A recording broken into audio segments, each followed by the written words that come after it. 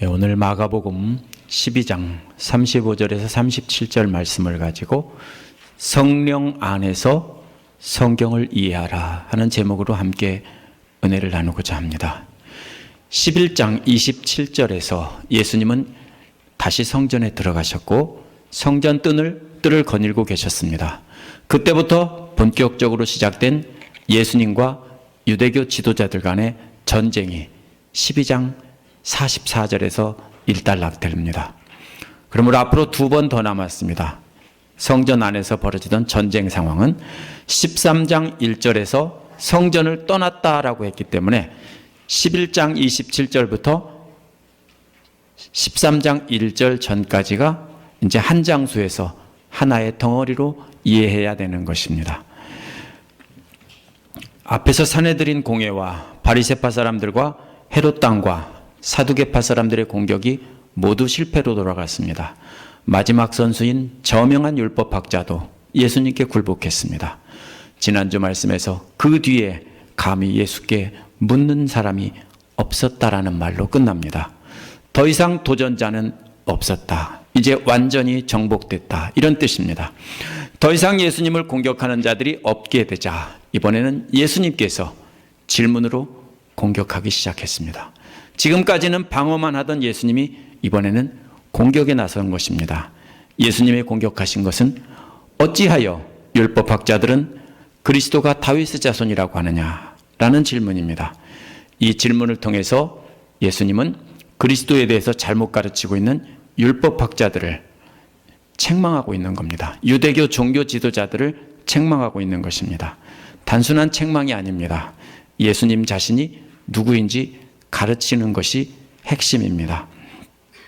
예수님은 구약 성경을 인용하셨고 또 논리적으로 설명하셔서 자신이 누구인지를 가르치셨습니다. 오늘 말씀을 통해서 예수께서 어떻게 가르치셨는지 자세히 살펴보고 우리도 하나님 말씀을 바르게 이해하고 가르치고 어떻게 배워야 하는지 살펴보도록 하겠습니다. 첫 번째로 질문으로 가르치시는 예수님이 나옵니다. 35절에 보면 원어에서는 대답하시며라는 말로 시작합니다. 개역이나 개역개정에는 대답하시며라는 말이 나와 있습니다. 시작은 대답하시며라는 말인데 어떤 질문이 있어서 대답하시며가 아닙니다. 율법학자들이 예수님은 그리스도가 아니라고 가르쳤기 때문입니다. 구약에 예언된 그리스도는 다윗의 자손이어야 한다라고 율법학자들이 가르쳤고 대부분의 유대인들도 그렇게 믿고 생각했습니다. 그래서 예수님은 대답하시며라는 말은 그들의 그러한 가르침에 반박하기 위해서 사람들을 가르쳤다는 뜻입니다. 성전이란 제사를 드리는 유대인의 뜰이 아니라 그 밖에 보면은 둘레에 지붕이 있는 곳이 있고 그 아래서 사람들이 모여서 하나님 말씀을 배우고 랍비들에게 배우던 곳입니다. 그곳에서 가르쳤습니다. 이방인의 뜰에서. 예수께서 말씀하신 것은 어찌하여 율법학자들은 그리스도가 다윗의 자손이라고 하느냐라는 질문입니다. 예수님은 자신의 가르침과 율법학자들의 가르침을 비교하고 계십니다. 1장 22절에서도 예수님의 가르침과 율법학자들의 가르침이 비교가 됐는데 예수님의 가르침이 훨씬 더 권위 있었다라고 했습니다. 1장 22절에 보면 예수님의 가르침은 율법학자들과 달리 권위 있는 가르침이었다. 이렇게 비교되었습니다. 오늘 본문에서도 예수님은 사람들을 가르치고 있습니다. 그런데 율법학자들의 가르침과 비교가 되는 것입니다.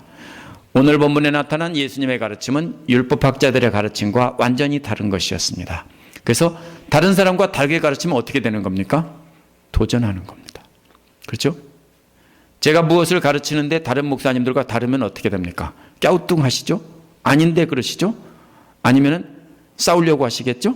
왜 그러냐면은 그게 서로 뭡니까? 나도 모르는 사이에 도전이 되기 때문입니다. 다른 사람과 다르게 가르친다는 것은 결국 뭡니까? 말 없는 전쟁입니다. 그렇다면 율법학자들이 어떻게 잘못 가르치고 있었기에 저들의 가르침을 반박하는 질문으로 예수님이 가르쳤을까요? 율법학자들은 구약에 예언된 메시아, 그리스도 똑같은 말입니다. 히브리어로 메시아라는 말이 그리스어로 그리스도입니다. 구약에 예언된 그리스도가 온다면 다윗의 후손으로 와야 된다라고 가르쳤습니다. 이는 율법학자들 사이에서 합의된 내용일 뿐 구약 성경에 나온 공식적인 내용은 호칭은 아닙니다. 구약에는 다윗의 자손이 그리스도라는 호칭이 없습니다. 당시 유대교 문서들에는 다윗의 자손이라는 호칭이 여러 번 나옵니다. 다윗의 자손이 그리스도다, 이런 말이 많이 나옵니다. 그래서 이것은 그 당시에 율법학자들이 가르친 것을 기록한 것입니다. 그러면 다윗의 자손이라는 말은 구약 성경에는 없는 말입니다. 다윗의 자손이란 호칭은 당시 로마 제국의 지배를 받던 이스라엘 사람들의 소망을 담은 것입니다. 옛날 다윗 왕과 같은 왕이 나타나서 자신들을 해방시켜 줄 것을 기다렸습니다. 그래서 구약에 예언된 그리스도는 다윗 왕과 같은 정치적인 메시아고 군사적인 메시아고 세속적인 왕이었기를 바랐습니다. 왕이기를. 고대의 전쟁은 칼로 왕이 됐습니다. 항상 그렇죠? 우리나라도 마찬가지예요. 칼로 왕이 되는 겁니다. 유대인들은 다윗 왕과 같은 위대한 전쟁 영웅이 나타나서 칼로 다른 민족을 몰아내고 자신들을 잘 살게 해줄 그리스도를 기다렸습니다. 언제 그럽니까? 힘들면 그렇게 해석하기 마련입니다. 이러한 율법학자들은, 이러한 생각은 율법학자들의 가르침에서 시작되었기 때문에 예수님은 저들의 말을 가지고 질문하면서 문제점을 제기한 겁니다. 예수님은 율법학자들의 잘못된 가르침을 깨닫게 하기 위해서 질문을 하신 겁니다. 예수님은 정말 훌륭하신 선생님이었습니다. 질문을 통해서 문제점을 발견하게 하고 자신이 누구인지를 가르친 겁니다. 오늘날도 역시 성경을 가르치고 복음을 전할 때는 어떻게 합니까? 질문으로 시작할 수 있습니다. 이단들이 한국에서도 믿는 사람의 가정에 방문해서 교회 뭡니까? 표지를 보고서 누릅니다. 그래서 뭡니까? 질문을 합니다. 다 그래요. 질문을 해서 이미 가지고 있는 생각에 잘못되었다라는 것을 생각하게 만듭니다. 이 질문은 바로 진단할 수 있는, 문제점을 진단하게 할 수 있는 좋은, 마음을 여는 좋은 도구가 됩니다. 그래서 질문은 예수님께서 가르치실 때, 복음을 전파하실 때 효과적으로 사용하신 방법 중에 하나입니다. 그래서 우리도 역시 질문으로 시작할 수 있습니다. 질문을 하면 상대방의 상태를 진단할 수 있습니다. 마치 의사가 처음 환자가 오면 어떻게 합니까? 청진기를 들이대고 그 다음에 물어보죠. 언제부터 아팠습니까? 이렇게 물어보는 것도 다 역시 질문에 해당되는 겁니다. 두 번째로는 구약으로 가르치신 예수님이 그 다음에 나옵니다. 36절은 연결하는 말 없이 바로 이어집니다. 질문을 하시고 대답할 시간을 주시지 않고 바로 이어서 시편을 인용했다는 말입니다. 대답을 하기를 기대한 게 아닙니다. 예수께서 율법학자들의 잘못을 드러내기 위해서 이제는 증거를 대신 겁니다. 질문을 하셨고 그 다음에는 증거로 시편 110편 1절을 인용하셨습니다. 그것은 다윗 자신이 성령의 감동을 받아서 말한 것입니다. 시편 110편 1절은 다윗이 그리스도에 대해 예언한 성경 구절입니다. 예수께서 인용하신 시편 110편 1절은 주님께서 내 주께 말씀하시되 라는 말입니다. 주라는 말은 구약 성경에서 오직 하나님만 가리키는 말로 썼습니다. 신약 성경에서는 예수님을 가리키는 말로 썼지만 구약 성경에서는 주라는 말은 오직 하나님입니다. 이스라엘 사람들이 주라고 부르면 하나님뿐입니다. 다윗은 이 말을 이스라엘을 구원할 그리스도를 가리키던 말로도 역시 썼습니다. 그래서 여기서 이 구절은 앞에 있는 주는 하나님이고 뒤에 있는 주는 그리스도입니다. 그래서 하나님께서 내 주이신 그리스도께 말씀하시되 이런 뜻입니다. 하나님께서 그리스도에게 말씀하신 내용은 오른편에 앉아 있으라입니다. 오른편은 어떤 자리입니까? 예수님의 제자들이 서로 앉으려고 싸웠던 자리입니다. 가장 영예로운 최고의 자리입니다. 언제까지 오른편에 앉아 있어야 되느냐 하면은 내 원수를 내 발 아래 굴복시킬 때까지입니다. 원수는 단순히 다윗의 대적이 아니라 영적인 존재인 사탄을 가리킵니다. 그리스도의 원수인 사탄을 그리스도의 발 아래 굴복시킬 때까지 하나님의 우편에 앉아 계셔야 하는 것입니다. 따라서 그리스도는 하나님의 가장 영예로운 자리에 오른편에 앉아 계신 것입니다. 마지막 사탄의 세력을 멸망시키고 심판하실 때까지 하나님 오른편에 앉아 계시다가 심판으로 오실 것이다, 이 말입니다. 우리 교회에서는 안 하지만 사도신경이라는 걸 아시죠? 그 사도신경에 보면 전능하신 하나님 우편에 앉아 계시다가, 이 말도 역시 이 말을 가지고 하나님의 우편 가장 명예로운 자리에 지금도 앉아 계시다는 신앙 고백으로 그렇게 하는 것입니다. 36절에서 강조된 말은 성령의 감동을 받아서, 이 말입니다. 예수님은 다윗이 성령의 감동을 받아서 그리스도를 주라고 불렀다고 강조하신 겁니다. 다윗이 성령의 감동을 받아서 그리스도를 예언하는 선지자가 된 것입니다. 고대 선지자는 특별히 제사장이나 이런 사람이 따로 정해지지 않았습니다. 하나님의 영을 받으면 누구나 예언을 했습니다. 오직 성령의 감동을 받은 사람들만이 그리스도를 주라고 부를 수 있습니다. 주란 하나님을 가리키는 말인데 성령의 감동이 아니면 그리스도를 하나님이라고 부를 수 없습니다. 마가복음 14장 62절에 보면 사내들인 공회원 앞에서 전능하신 분의 오른쪽에 앉아 있는 것과 하늘 구름을 타고 오는 것을 볼 것이다 그랬습니다. 그러니까 뭡니까? 사내들인 공회원들이 옷을 찢으면서 분노를 합니다. 왜요? 유대인들이 생각하는 그분은 누굽니까? 하나님이고 메시아입니다. 그런데 예수님이 자신이 바로 하나님 우편에 앉아 있는 것을 볼 것이고, 그리고 하늘 구름을 타고 오는 것을 볼 것이라고 하니까, 자신이 메시아고 곧 하나님이라고 말하니까 신성모독을 범하는 죄이니까 옷을 찢은 겁니다.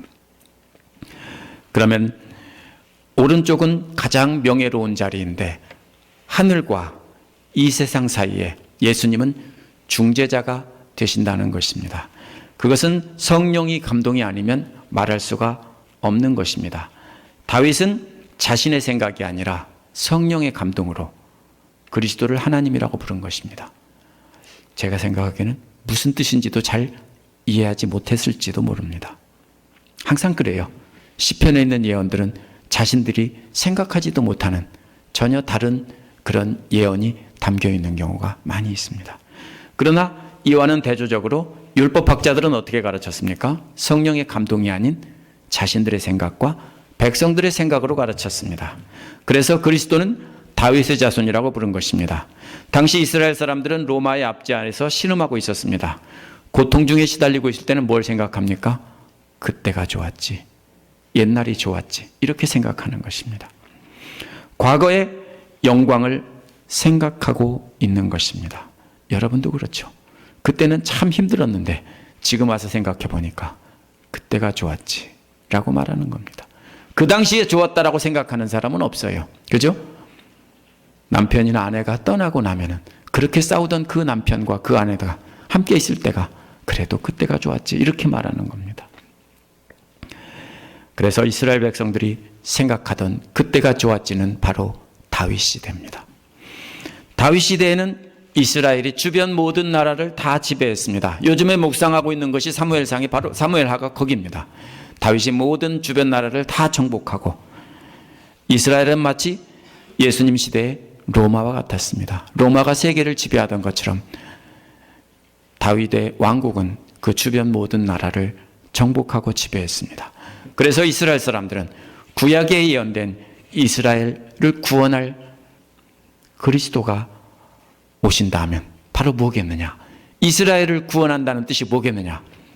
이들은 영적으로 육적으로 구원할 것을 생각하지 않고 뭡니까? 자신들을 식민지에서 구해줘서 잘 살게 해줄 것이 바로 메시아 그리스도다 이렇게 해석한 것입니다. 그래서 그런 왕은 바로 누구겠느냐? 바로 다윗과 같은 왕이다 이렇게 생각한 겁니다. 그래서 메시아는 히브리어로 그리스도라는 뜻입니다.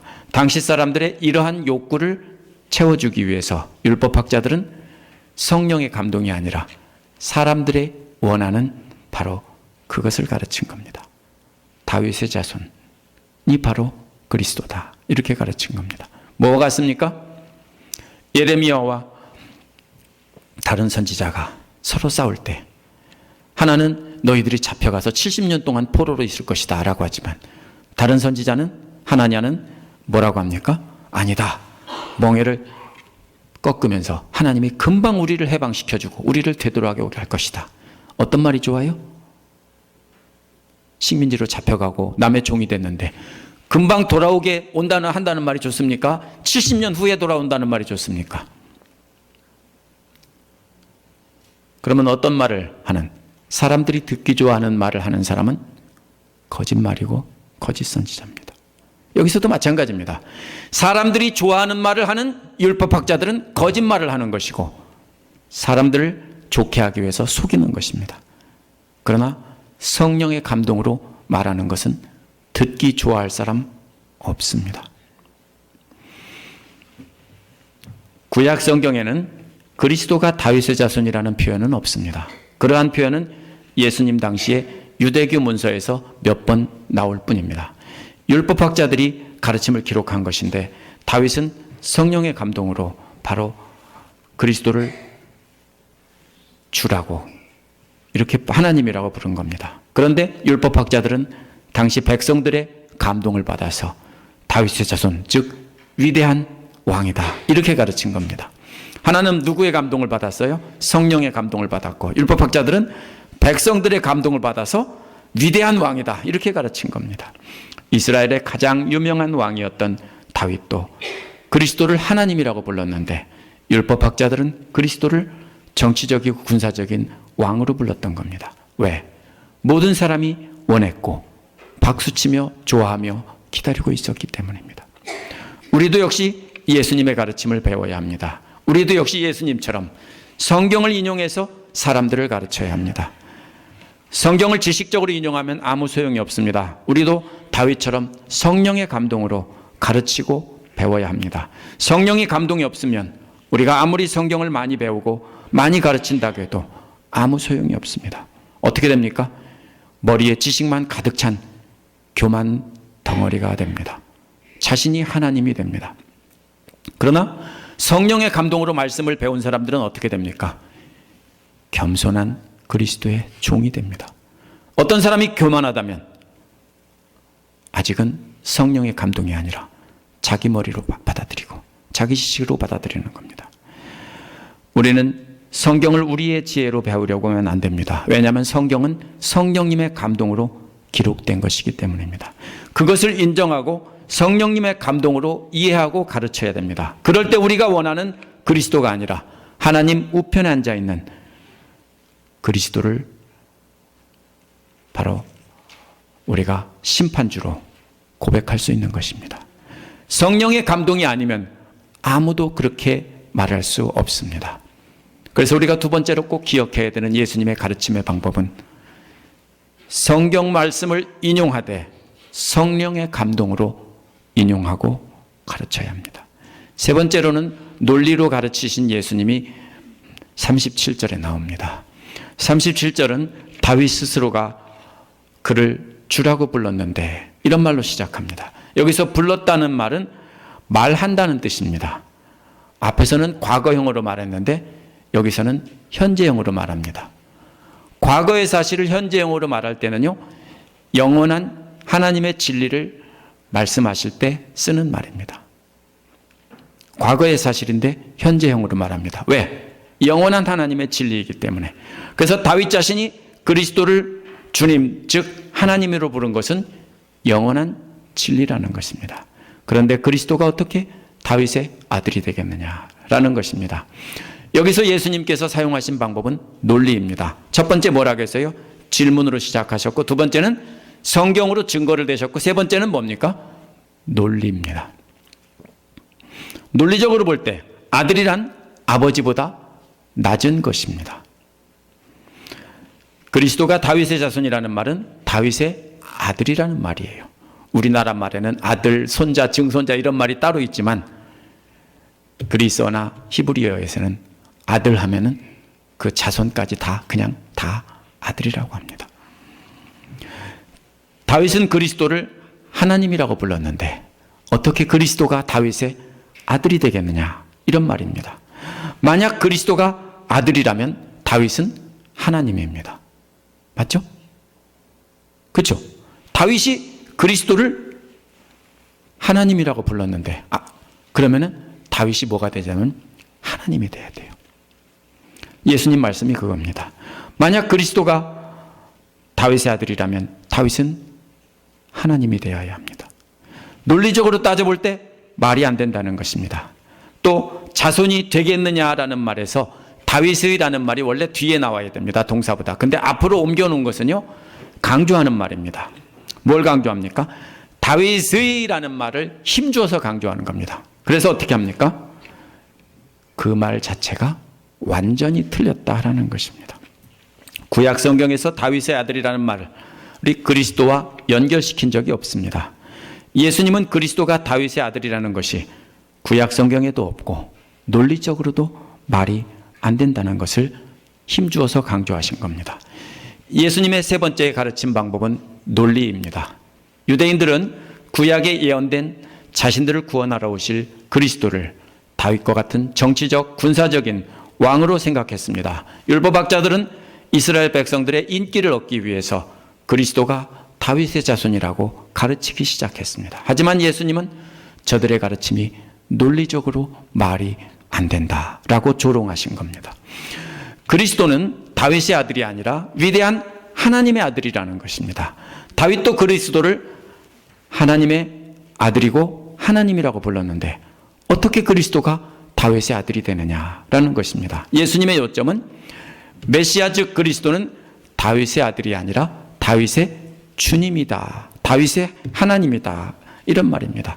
주님은 다윗보다 높은 하나님을 나타냅니다. 그런데 다윗의 아들이라고 하면 다윗보다 낮은 존재가 되는 것입니다. 그냥 자기들을 구원하러 올 왕으로 끝나는 것입니다. 이것은 논리적으로 말이 안 된다는 것입니다. 그래서 구약 성경을 인용하면서 그 말에 담긴 뜻으로 볼 때 다윗의 아들이라는 것은 논리적으로 말이 안 된다. 이런 말입니다. 37절 끝부분에 보면 많은 무리가 예수님의 말씀을 기쁘게 들었다라는 말이 나옵니다.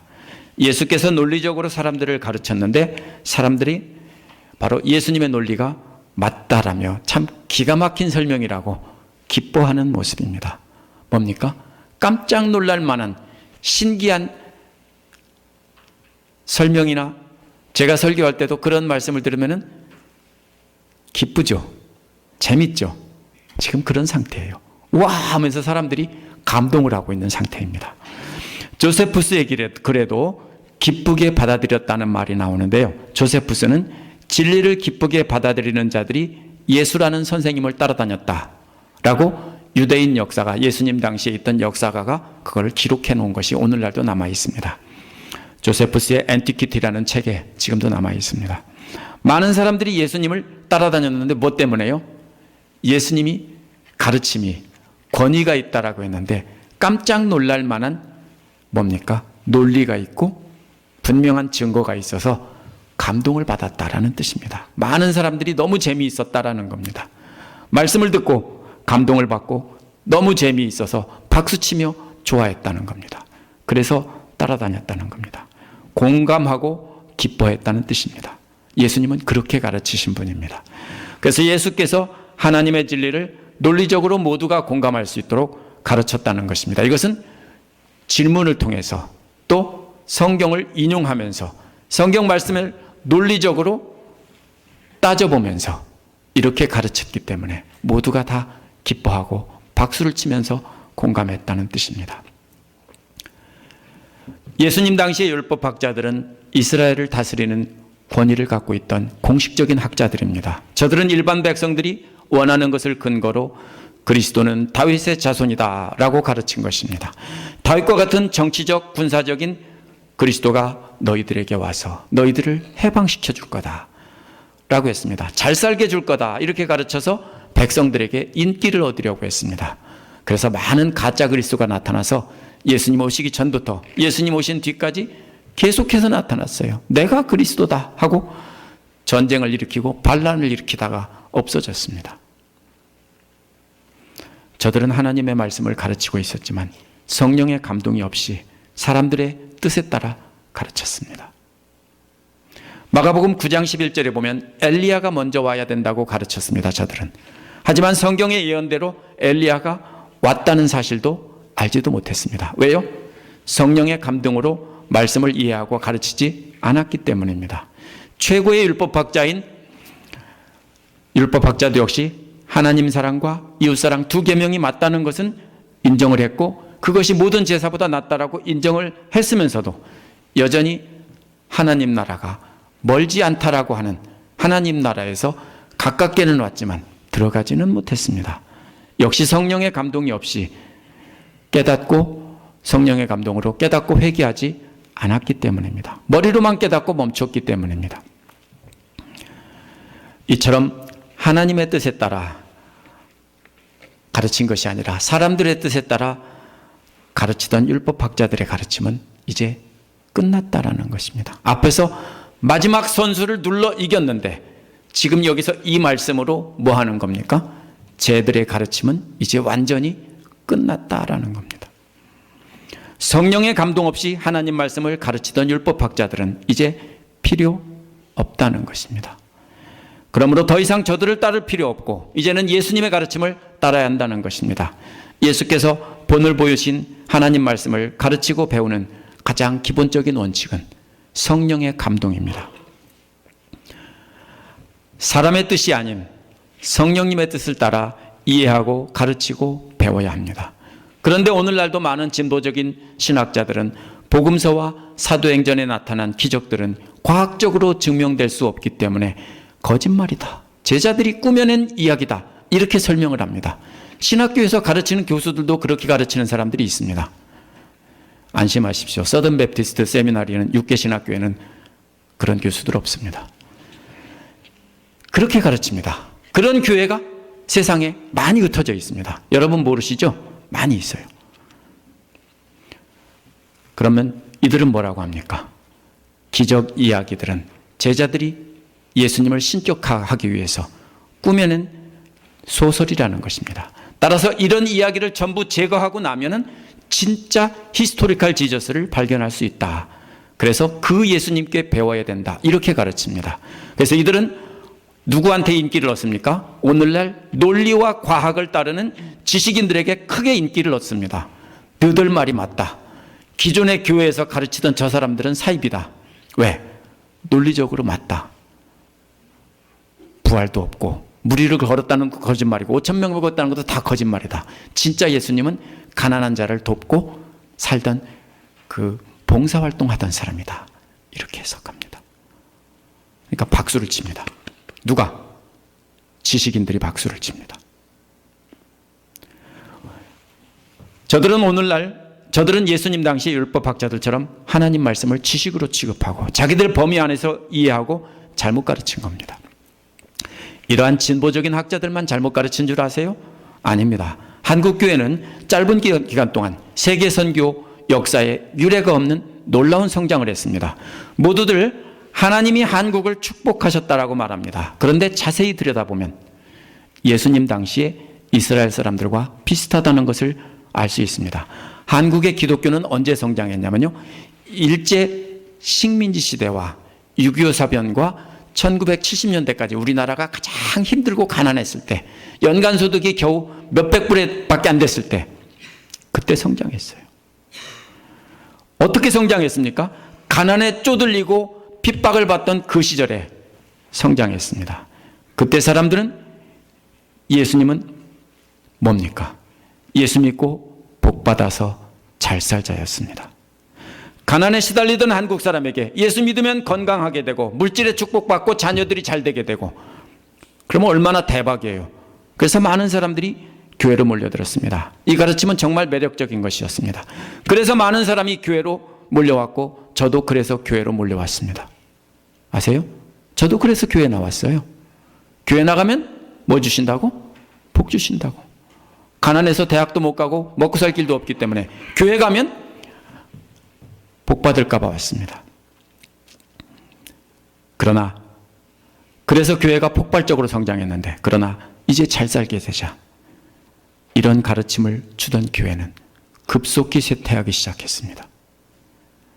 이미 잘 살고 있기 때문에 더 이상 그러한 복음은 필요가 없어진 겁니다. 그래서 관심이 없는 겁니다.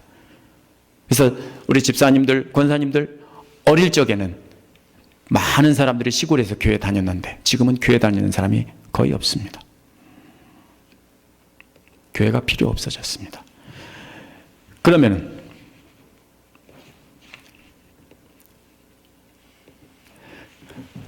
한국만 그렇습니까? 살펴보면 미국도 똑같습니다. 미국의 교회가 성장했을 때는 미국 식민지 시절부터, 영국 식민지 시절부터, 개척 초기에서부터 미국 경제가 어려울 때, 미국 사람들이 살기 힘들 때 남북전쟁을 거치면서 교회가 급속도로 성장했습니다. 한국이나 미국이나 같아요. 그러면 한국 사람들이 복받자는 복음이 한국에서 저절로 생긴 줄 아세요? 아닙니다. 20세기 초반에 미국의 선교사들이 와서 복음을 전하면서 가르쳤기 때문에 결국은 한국의 기독교와 미국의 기독교는 똑같습니다. 미국의 자동차와 한국의 자동차가 똑같은 거 아세요? 일본의 자동차와 세계가 똑같아요. 왜냐하면 미국 자동차를 받아들여서 일본 자동차를 만들고 한국 자동차를 만들었기 때문입니다. 근데 독일 차하고는 달라요. 복음도 마찬가지예요. 한국의 기독교는 미국에서 온 겁니다. 그러다가 미국 교회가 미국이 잘 살기 시작하자 기독교는 쇠퇴하기 시작했습니다. 그래서 오늘날 미국의 잘 사는 지역에는 교회가 거의 없습니다. 회교권만큼밖에 없습니다. 그만큼도 안 돼요. 뭐 1%, 뭐 2% 그럽니다. 동부의 잘 사는 주에서는. 오직 가난한 남부 지역 사람들만 아직도 교회 다닙니다. 미국에서 통계에 따르면 미국에서 매년 4,000개의 교회가 문을 닫습니다. 해마다 지금. 그리고 1,000개의 교회가 문을 엽니다. 그러면 해마다 3,000개의 교회가 사라지고 있습니다. 그래서 미국 교회, 기독교의 위기라고 말합니다. 한국은 그보다 조금 늦어요. 왜냐하면 미국보다 늦게 시작했기 때문에. 얼마 안 있으면 한국도 미국 교회처럼 됩니다. 그러면 과연 이게 위기일까요? 과거에 비해 한국과 미국에서 예수를 믿는 사람들이 그렇게 많이 줄어들었을까요? 저는 그렇지 않다고 봅니다. 예수 그리스도를 자신들을 잘 살도록 축복해 줄 그리스도로 가르쳐 주었기 때문에 믿음이 없는 사람들까지 많이 몰려들어왔습니다. 예수님 당시의 유대인들은 다윗과 같은 군사적인 영웅이 구약에 예언된 메시아라고 그리스도라고 가르친 것과 똑같은 것입니다. 그러나 소수이지만 예나 지금이나 성령의 감동으로 하나님의 말씀을 이해하고 가르치고 배우는 사람들이 항상 있었습니다. 그런 사람들은 많이 핍박이 있었을 때는 그런 사람들만이 교회에 있던 것뿐입니다. 핍박이 사라지고 교회가 인정받는 때면은 아닌 사람들이 많이 몰려와서 교회가 커지는 것뿐입니다. 실제로는 초대교회 때부터 지금까지 진짜 신자들은 항상 같은 비율이 있어 왔다라고 저는 믿습니다. 그러면 문제가 뭡니까? 성령의 감동이 없는 사람들이 인기를 끌려고 가르쳐서 많은 사람을 모으고 성공한 것입니다. 그리스도를 잘못 이해하고 잘못 가르친 겁니다. 모두가 기독교의 위기라고 하지만 저는 과거나 지금이나 성령의 감동을 따라 가르치고 배우던 진짜 제자들은 동일하게 존재한다고 봅니다. 그렇다면 우리가 기억해야 될 것은 교회에 나오는 숫자가 줄었냐 늘었냐가 아니라 성령의 감동으로 하나님 말씀을 가르치고 배우는 사람들이 있느냐 없느냐에 관심을 가져야 합니다. 성령의 감동으로 하나님의 말씀을 전해서 많은 사람이 진짜 예수 그리스도의 제자가 되게 하는 데 관심을 가져야 합니다. 그러기 위해서는 우리가 먼저 성령의 감동을 받고 성령님의 인도하심을 따라 오는 본문에 나타난 예수님의 가르침을 따라야 하는 것입니다. 교회가 줄어들어도 할 수 없어요. 진실을 가르쳐야 됩니다. 진리를 가르쳐야 됩니다. 예수님은 질문으로 가르쳤습니다. 질문은 잘못된 점을 발견하게 만듭니다. 좋은 질문은 영적인 병을 발견하게 하는 좋은 도구입니다. 좋은 질문은 여러분 자신을 비춰보는 거울이 됩니다. 우리도 성령의 감동으로 사람들에게 복음을 전할 때 질문으로 시작할 수 있습니다.